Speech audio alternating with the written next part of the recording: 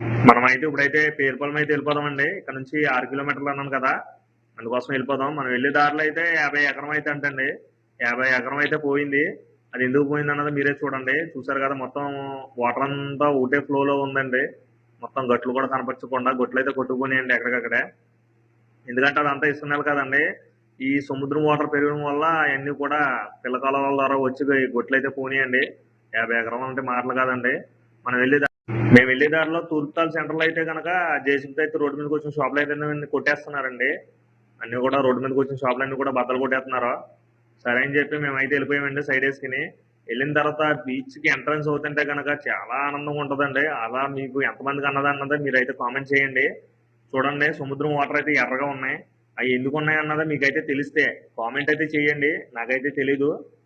ఎందుకంటే సముద్రం వాటర్ ఎప్పుడు కూడా నేనైతే ఇప్పుడు ఫస్ట్ టైం అయితే ఇలా చూస్తున్నానండి ఎర్రగా ఉండటం. అయి కూడా మీకు చూపిస్తాను చూడండి. నేనైతే ఎర్రగెళ్ళిపోయాను. మళ్ళీ వెనక్కి మినీ గోవా అంటారండి. అక్కడికైతే వచ్చాను. మన పేరుపాలెంలో మినీ గోవా అనే సెటప్ అయితే ఉంది.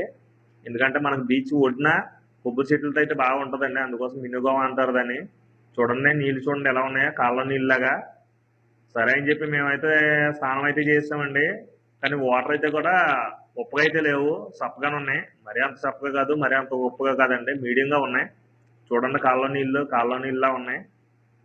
తర్వాత మనమైతే బాటిల్‌లో కూడా పట్టి చూపిస్తాను చూడండి మీకు. వాటర్ ఎలా ఉన్నాయన్నది. నేనైతే ఫస్ట్ టైమ్ అయితే చూసాను. మీరు ఎంతమంది అయితే ఇలా చూసారన్నది కామెంట్ అయితే చేయండి.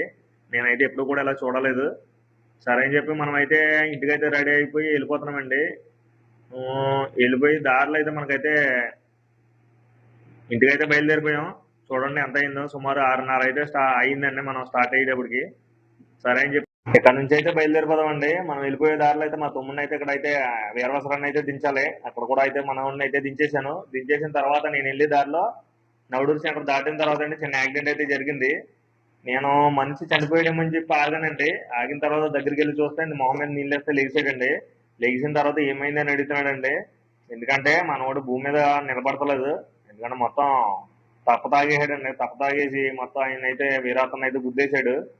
గుద్దేసిన తర్వాత వాళ్ళ నాన్నగారికి అయితే ఫోన్ చేశాడండి. వాళ్ళ తరపు పెద్దలు కూడా వచ్చారు. వచ్చిన తర్వాత మాటలు అయితే మాట్లాడుకున్నారు. మాట్లాడుకున్న తర్వాత ఎవరైతే తను గుద్దేశాడో వాళ్ళిద్దరిని కూడా హాస్పిటల్కి అయితే తీసుకెళ్లారండి. తర్వాత మనం అయితే వచ్చేసాం. మనం సక్రమంగా వెళ్ళినా వెనకాలోడు జాగ్రత్తగా రాడు. సో మనం జాగ్రత్తగా వెళ్ళండి. అక్కడ సేమ్ సిచ్యువేషన్ అక్కడ అలాగే జరిగింది. మరిన్ని వీడియోస్ కోసం సబ్స్క్రైబ్ చేసుకోండి.